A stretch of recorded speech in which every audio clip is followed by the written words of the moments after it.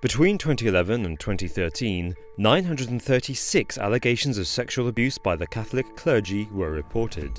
According to the 2013 report from the US Conference of Catholic Bishops, more than 40% of these victims were between the ages of 10 and 14.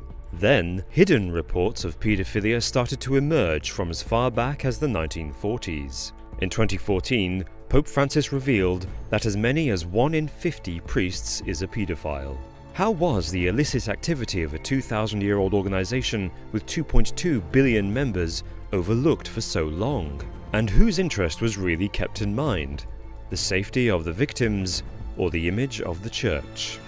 Legislation dating back as far as 1517 states that the Church's highest priority is preserving its image, its finances, and its property. In the early 2000s, Texan lawyer Daniel Shea uncovered a confidential record from the Vatican dated to 1962. The document states that all those involved in sex abuse, including victims and witnesses, were committed to total and perpetual silence, with automatic excommunication if they revealed the abuse to the authorities. The power of the Catholic Church means that it can easily silence witnesses and victims, often by compensating them for their troubles. Some young victims have even claimed they thought being abused was part of the duties of being an altar boy.